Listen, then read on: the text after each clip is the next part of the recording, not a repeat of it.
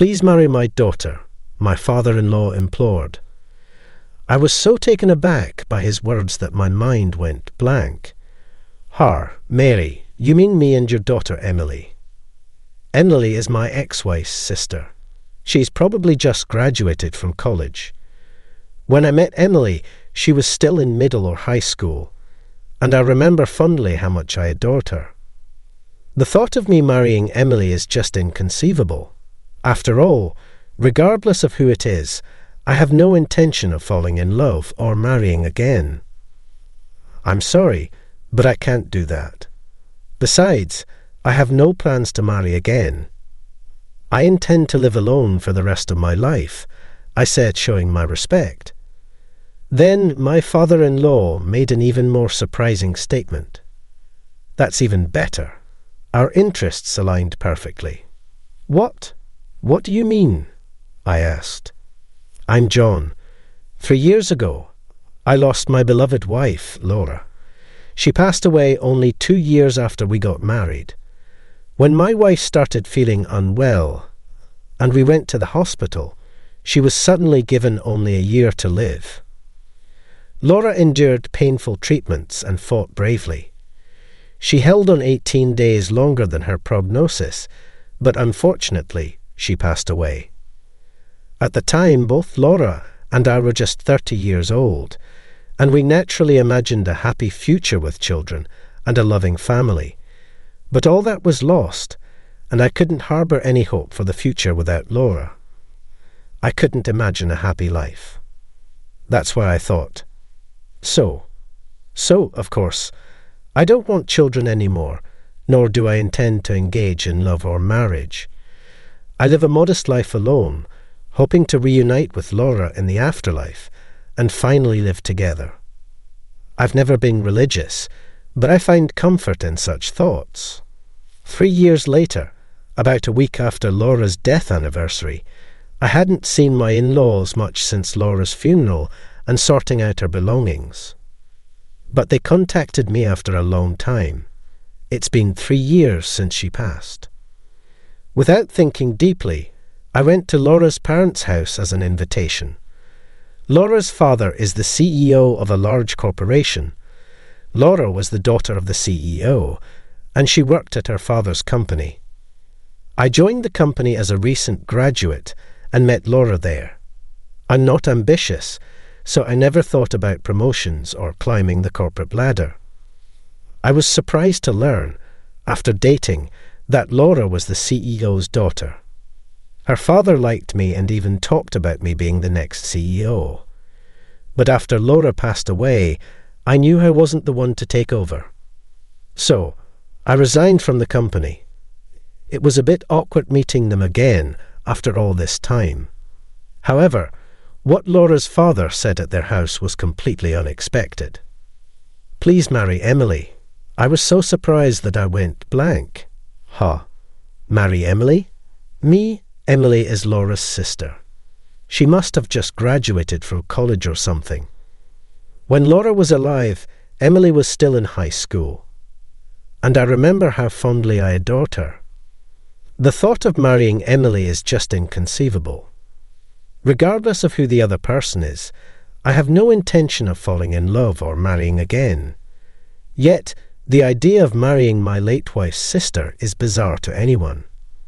Still, for my in-laws to make such a request, there must be a significant reason behind it. But I can't agree to it. I understand. There might be circumstances. But I'm sorry, I can't do it. I haven't thought about marrying anyone other than Laura. I plan to live alone for the rest of my life, I said, showing my respect. Then my father-in-law made another surprising statement. That's even better. Our interests align perfectly. What? What do you mean? I was completely lost by the true meaning of his words, so I asked again. He then suggested, "Can I call Emily herself?" I was confused but agreed. When my father-in-law called for Emily, she quietly entered, probably from the next room. She sat down in the chair next to her father, across from me. I've seen Laura and Emily get along many times, but I can't say I'm close to Emily myself. We've only had a few one-on-one conversations, and I thought Emily would be in trouble if she asked me to marry her. I'm really sorry for this sudden request, but Emily insisted. I was shocked again when my father-in-law said that. What? Emily, did I become even more confused? Seeing my confusion, my father-in-law said, "You guys talk about this together," and left the room. There was a moment of silence, and then Emily said, "I'm really sorry for suddenly making such a rude request. I think the last time we met, she was still a student." I was relieved to see she hadn't changed much from her humble and polite demeanour back then, despite such an absurd request. "Well, yes." Unsure of how to respond, I replied hesitantly. And Emily began to explain the situation. "I have a fiancé, but he was someone my father chose for me." Aha! I thought such situations only existed in dramas. Being the daughter of a big company CEO must be tough. My father loved my bright, kind, and intelligent sister Laura, and he always said he wanted you to take over the company. Losing both of them, I think he's desperate for an heir. Laura and Emily had no brothers. I guess the company really is in trouble with the successor issue. That's why he wants to marry me off quickly and prepare the next heir. But I don't want to get married. Not ever. Emily's eyes showed a strong resolve, clearly indicating her aversion to marriage. It felt intrusive to ask why she didn't want to marry, so I asked what concerned me most. "Then why do you want to marry me?" She didn't seem to have any affection for me. Emily hesitated before looking me in the eye and saying, "I thought everything would be neatly resolved with you. It's selfish of me. I don't want to marry, but I have to for my father. But I don't want to be in a romantic relationship. Initially, I thought it impossible to find someone who felt the same about marriage and love. But then I remembered you said the same at my sister's funeral. That's why I'm making this selfish request. I'm sorry." I finally understood why I was being asked such an absurd thing. Of course, I don't intend to have a marital relationship or children. If you join my father's company, you could become the next CEO, and the compensation would be substantial. I'll try to meet any questions or demands you have, so please consider it, Emily said. Aside from the fact of becoming my sister-in-law's husband, there was no particular reason for me to refuse. I'm not passionate about my current job, so working for my father-in-law, who needs me, seems like a way to be useful to someone. I have no siblings and my parents have already passed away, so entering or leaving a family register wouldn't affect anyone. The most important fact is Emily's desperation to the point of proposing such an unusual solution. If my marriage can help resolve this situation, it might be worth considering. However, the problem is that she is Laura's sister. Even though there are circumstances, I wonder what Laura would think if she knew I married Emily and lived with her. Even if it's not a romantic relationship, it might not sit well with her. Of course, Laura has passed away and wouldn't know, but I still didn't want to do anything that might sadden her or make me unable to face her, even if it seemed minor. What should I do? My own feelings are strong, but Emily's desperate plea is also reaching me. That's why I couldn't respond immediately, creating an awkward silence. Then Emily stood up, with her eyes filled with tears. "I know it's not something I should ask of my sister's husband, but please, I'm begging you," Emily said, her voice trembling. At that moment, I suddenly remembered seeing a similar scene in the past. Back then, still in her school uniform and quite innocent, Emily would cry so much she couldn't speak, and Laura would embrace and comfort her. Several times, Emily's expression would change, and then, always with a smile, she would say, "Thank you, sis," and leave, Remembering this, I finally made up my mind.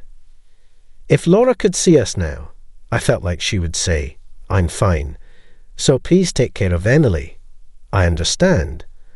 I'll accept it," I said. Hearing my words, Emily expressed her gratitude many times. And so I ended up living a married life with my deceased wife's sister, Emily. But in reality, it was nothing like a marriage. We would eat separately, do our own laundry and dishes. We set up a rotation for cleaning common areas, and since we both worked, there was no financial interference. It was more like sharing a room with a stranger. So we made thorough rules. "Thank you for accepting my proposal on her first day at our house," Emily said. Polly, then she went straight to Laura's altar and prayed for a long time. This was the house Laura and I lived in. The thought of living with Emily, whom Laura adored, made me wonder what Laura would think. That day took so long to move in and organize Emily's belongings that before we knew it, it was night. "I'm going to the convenience store, since we don't have much. Do you want me to buy anything?" I asked Emily as she was organizing her room. Suddenly surprised by my question, Emily seemed to accidentally bump her arm into the shelf. "Are you okay?" When I asked in surprise, she said, "I'm fine, sorry." Could you please get pasta for me?" Emily replied. Such casual conversations had ceased completely since Laura passed away. It was a bittersweet feeling, missing Laura and feeling lonely with someone who wasn't her. I decided to eat in the living room.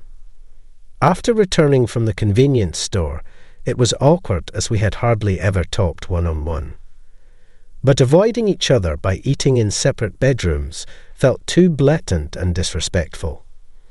While absent-mindedly eating my ready meal, I noticed what looked like a bruise on Emily's arm. "Is that from when you hurt yourself earlier? Are you sure you don't need to ice it?" Upon hearing my words, Emily quickly covered her arm with her sleeve. I felt something was off, but didn't think much of it at the time. Was it insensitive of me to bring up the bruise on a woman? I thought, deciding not to mention it again. However, Emily's puzzling behaviour continued. When Emily tried to do the dishes after dinner, I suggested, "I'll take care of it. You can continue with your room." As I turned around to switch places, Emily quickly covered her neck and turned toward me abruptly. Her expression seemed panicked and angry, so I involuntarily said, "I'm sorry." I reflected on whether my sudden approach had startled her. I thought I had maintained a proper distance, but I'm the one who should apologize. "Thank you for the dishes," Emily said quickly, and then rushed to her room. By this point, I already had a vague sense of unease, and that turned into certainty just before going to bed.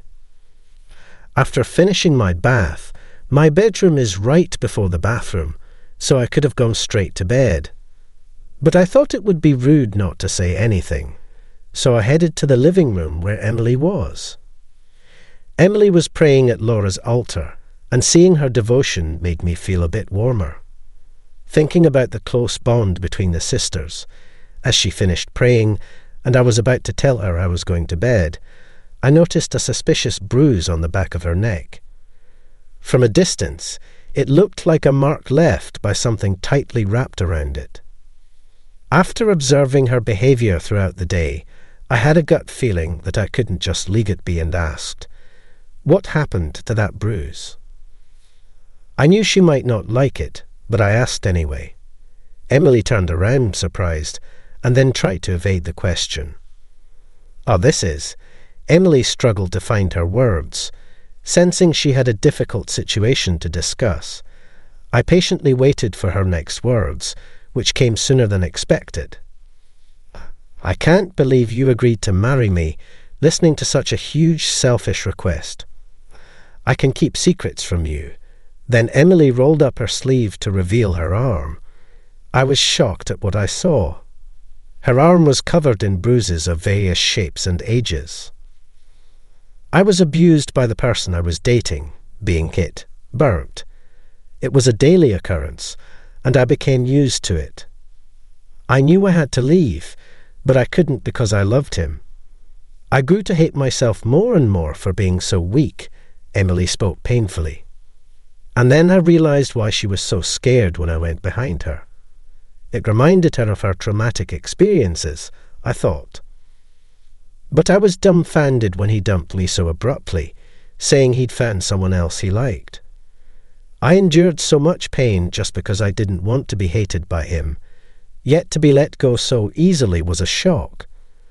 More than anything, I was surprised by how sad I felt about the breakup, even though the days had been so tough, Emily continued. The range of negative emotions on her face was palpable: sadness, frustration, fear. It pained my heart to see her like this, so different from the smiling face she used to show Laura. Since then, I've tried to start new relationships for a friend's introduction, but I developed a fear of men.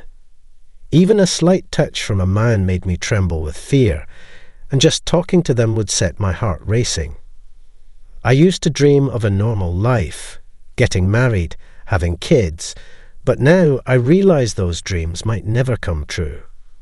I learned the hard way that the scars of abuse are lifelong issues, something I wish I'd realized sooner.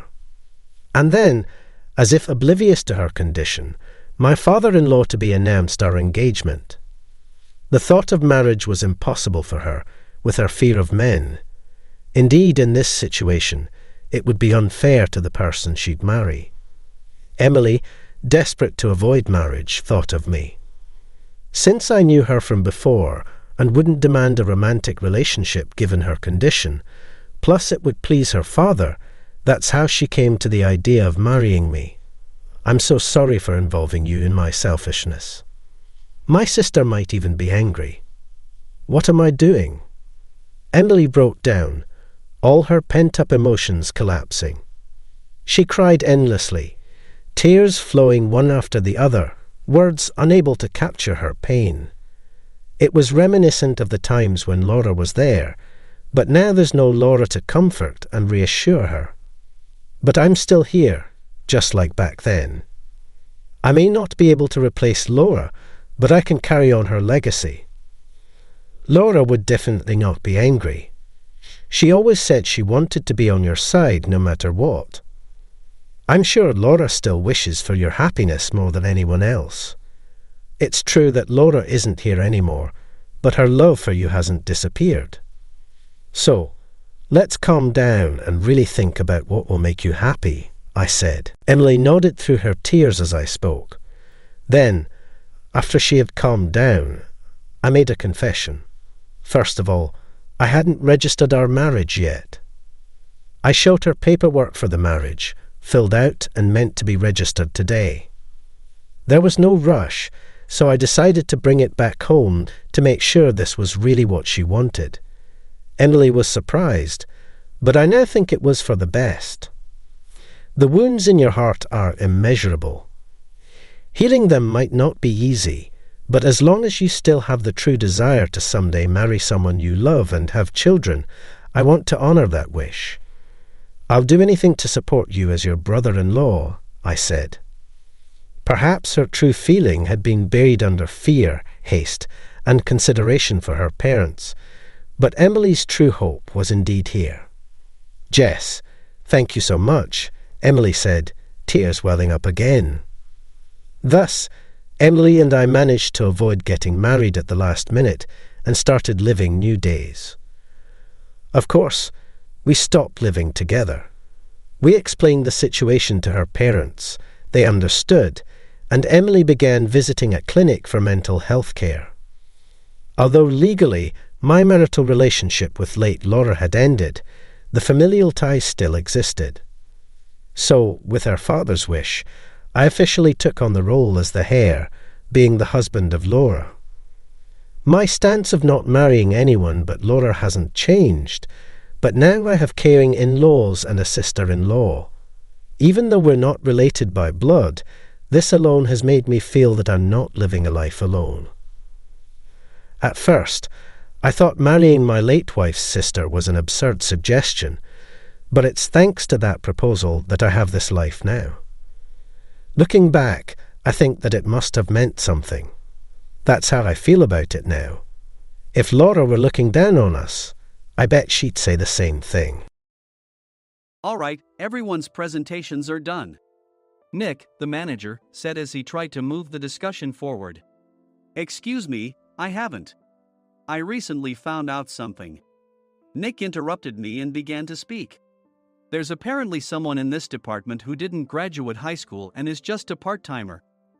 Meetings should be for employees only. Absolutely right. His lackey, Mike, of course, agreed with Nick. I'm leaving. After leaving the meeting room, I started to shut down my computer. I noticed that an email had arrived, not in my personal inbox, but in the company's shared email. Thinking, there's no point in speaking up, no one will listen, I went home quietly. The next day, I heard a commotion from Nick's desk. He was staring at his computer screen, his face pale. Nick? Is something wrong? Mike looked at the screen with him. And he turned even paler than Nick. Why is he so angry? Knowing the reason for Mike's distress, I thought to myself, serves them right. My name is Adam. My mother passed away when I was in the 9th grade, and I was raised by my father. Well, you could hardly call it being raised. After my mother passed, my father changed. He drowned his sorrows in alcohol, and though he still went to work, he squandered our living expenses on horse racing. Because of that, I had to start working part-time as soon as I entered high school. Every month, I went to the convenience store with bills in hand that couldn't be auto-deducted from my father's account. Even though I endured it because I didn't want to be alone, I reached my limit in my second year of high school and dropped out. I found a live-in job at a distant inn. Thank you for everything. The day I left home, my father, still staring at the TV, spoke. Take care. That was our last conversation. Back then, 18 wasn't the age of majority, so I needed my father's permission to work, and I couldn't hide my place of employment. Yet, my father never visited me even once. I kept working just to survive, and before I knew it, I was 42. Years of hard work paid off, and I was transferred to the headquarters. I was thrilled to be recognized by the company, as I thought I'd be working in the field until retirement due to my lack of formal education. Listen up. Our work can change the future of our employees. Don't drag us down. On my first day after the transfer, Nick, dressed in an expensive suit, spoke sternly. There was a reason for this. Our inn was located in a prominent tourist destination, known so well that everyone in the state could sing its commercial jingle. At its peak, we had 5 locations within the state. But that was long ago. Due to financial difficulties and aging facilities, only the place where I had worked for many years and the original establishment remained. I was prepared to lose my job anytime, but now there was a glimmer of hope. With the rise of social media, the tourist area where the inn was located started gaining attention again. Depending on how hard the sales department, where I was transferred, worked, we could either thrive or be forced to give up this prime location to the new hotel chains continuously popping up. For Nick, who had switched careers from another industry to strengthen our sales, this was a battle he couldn't afford to lose. I understood why he had to be strict. I will do my best. Nick sneered at my enthusiastic declaration. Did you not hear what I said? I'm sorry. I thought I was listening carefully. Out of habit from years of customer service, I apologized reflexively, though I had no idea what had offended him. Someone was watching me with a smirk. In this department, there are those who are expected to excel and those who have been shoved here because they have nowhere else to go. You are the latter. It was Mike, the section chief. He's 7 years younger, at 35. But he was called to headquarters much earlier than I was and had been moving around within the headquarters ever since. I'm not jealous, but I can't accept that he's my boss. Graduating from a prestigious university, he has an unusually high pride and caused many problems as a newbie, making things very difficult for me when I was the front desk leader. When I found out Mike was transferred to the sales department a month before me, I was disheartened. Mike is right. With just a middle school diploma, there's not much you can do. Don't even think about achieving results. As if I didn't exist, Nick remarked, I'm thirsty. Mike eagerly ran to the coffee maker. It seems Mike is Nick's lackey. I regretted being happy about my transfer to headquarters, wishing I had stayed on site forever. Send a direct mail to every company on this list by the end of the day. Nick only assigned me tasks that even a new graduate could handle. What? There are over 1,000 companies. You want me to send to all of them by today? Yes, if you and your fellow misfits split the work, even those with nowhere else to go should finish by today. I glanced at the employees typing away expressionlessly. They were worn out from customer service, only thinking about leaving on time, or were women reassigned after having children. With zero motivation for work. Even Sam, a new graduate from the same university as Mike, who was supposed to be among the expected achievers, had no enthusiasm for the job. Having joined the company wanting to do customer service. I don't care what they say, I plan to quit anytime, he said. Only Nick and Mike were highly motivated, making all the decisions between the two of them. I originally only wanted to work at the inn to survive and had no particular attachment to this job. I swallowed my words, thinking I had no right to reprimand them. About a month after the transfer, Nick told us with a frustrated look. To commemorate the 50th anniversary, we've decided to create a plan exclusive for one group per day. Originally, Mike and I were supposed to come up with it, but our president, Mr. Thompson, insists on hearing everyone's opinions. So, you all get a chance. As Nick explained, Mike began handing out prints. Make sure not to embarrass Nick. If your ideas are half-baked, you'll have to redo them. It seemed that they had printed his handwritten notes by Mr. Thompson, which included several questions and a section for free responses. It made sense why Nick had to seek our input, given that all responses had to be submitted to Mr. Thompson. We were given a week to think about it, and a meeting was scheduled to compile our ideas. My plan is to let guests enjoy both the old and modern America. Nick began the presentations. Guests would watch a master confectioner at a nearby traditional sweet shop make sweets in front of them. The welcome drink would be premium tea in a bottle. Nick's plan was certainly attractive. After his presentation, Nick called on us to present in the order we were seated. Just as I stood up for my turn. All right, everyone's presentations are done. Excuse me, I haven't. I recently found out something. Nick interrupted me. There's someone in this department who didn't graduate high school and is just a part-timer. He was likely talking about me. I joined the company as a part-timer and was made a full-time employee when I turned 20. That was 20 years ago, so Nick and Mike probably had no chance to know until recently. Meetings should be for employees only. Absolutely right. After that, Nick kept creating opportunities to solicit everyone's opinions, purposefully excluding me from speaking. The meeting unexpectedly heated up and went past the scheduled end time. A few people asked to leave, and the discussion continued with the remaining few. Still here? Normally, you'd leave in that situation. Though I had no attachment to the job initially, hearing kind words from customers made me want to make them happier. For someone like me, with nowhere to go, the inn was my home and customer service was my life. I felt pathetic about my current self. I'm leaving. I left the conference room and started shutting down my computer. I noticed an email had arrived, not in my personal inbox, but in the company's shared email. Thinking no one would listen to what I had to say anyway, I quietly went home. The next day, while preparing the DM as instructed, I heard a commotion from Nick's desk. In his haste to stand up, he hit his knee on the desk. He stared at his computer screen, his face pale. Nick! What's wrong? Mike, thinking he should be the first to rush over, approached Nick while still wearing his coat. He peered at the screen with Nick. And he turned even paler than Nick. Why is he so angry? Who is responsible for this company? Nick, more irritated than ever, asked, and Mike answered without checking. Probably Sam. Sam wasn't there because he was attending a morning training session for new hires. Nick gave up on getting angry and returned his gaze to the screen. They were looking at an email that arrived right after the end of the working day yesterday. Apparently, no one, including me, had checked it before leaving. The email was from a large company that used us for their annual employee trips. The president and executives of that company also frequently used our services personally. President of the company, Mr. Mason himself had declared that neither he nor his company would ever use our services again. Well, some companies cancel their employee trips or stop using our services due to financial struggles. Let's just move on. Mike kept wiping the sweat from his forehead with a handkerchief. Knowing why Mike was so agitated, I quietly watched their interaction. Do you know how much revenue we get from that company?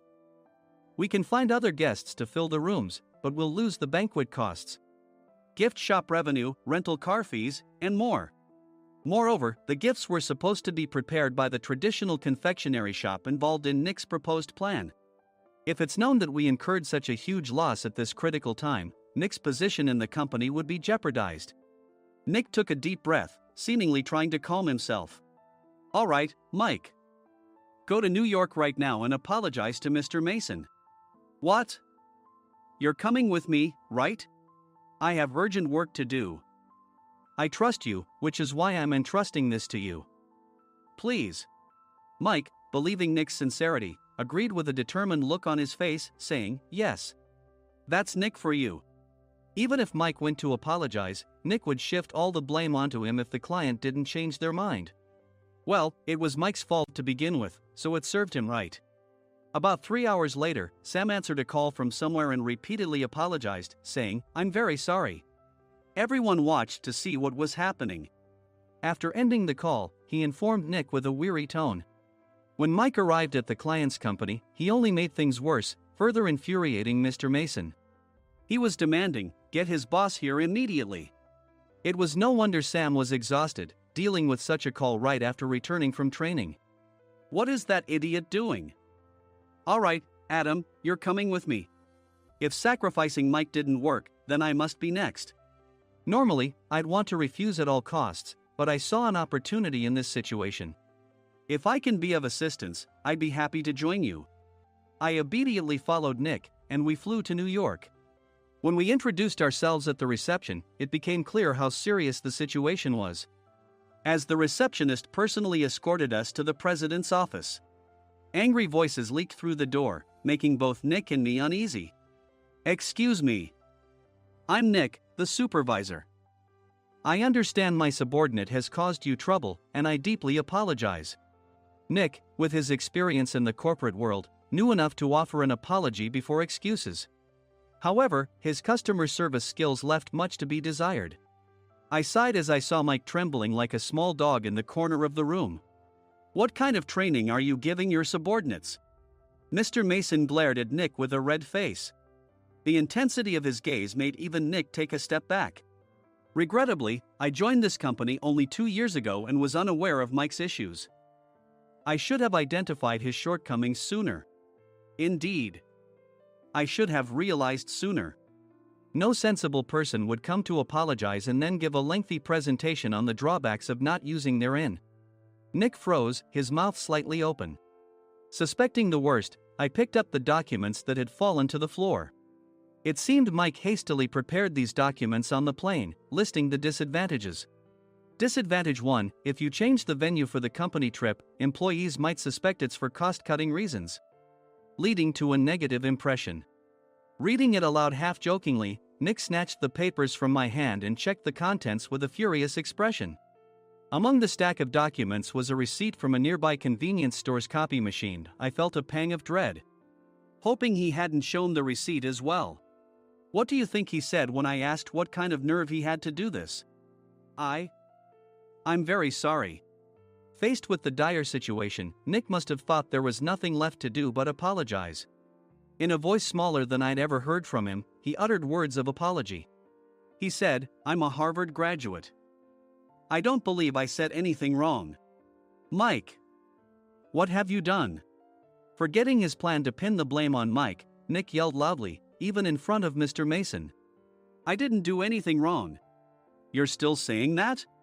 Look at him. Mike pointed at me with a shaking hand. I was assigned to headquarters in my 20s and now I'm a section chief. This guy only made it to headquarters at 42. Everything I've done proves I was right. So why are we losing the contract? Having said his piece, Mike collapsed to the floor. Of course. You were sent there because you had nowhere else to go.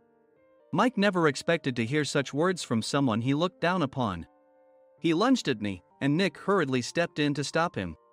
Mr. Thompson told me Mike is a quick thinker, and to take good care of him. There's no way he was pushed aside. Don't make things worse here. He didn't say quick thinker, he said only quick-witted, didn't he?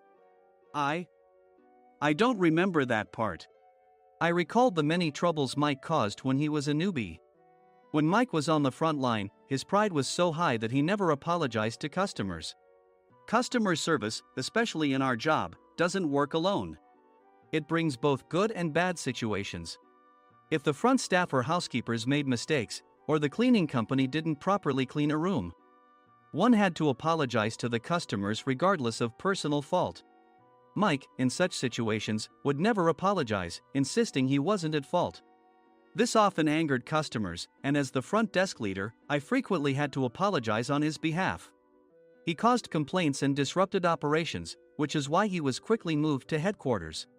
In departments where he didn't interact directly with customers, his quick thinking was beneficial and things went well. But it seemed his flaws were starting to show. Corporate reservations are supposed to be entered into the system by the sales representative. But a quick check yesterday revealed that more than 10 items were missing from the client's reservation. The handover document clearly stated what needed to be prepared. Why didn't you enter it into the system? Why do we have to give them special treatment? Filling rooms near the banquet hall, setting up all the food in advance. Specifying the brand of wine, they're too demanding. No wonder he always angered customers, I thought, feeling a headache coming on.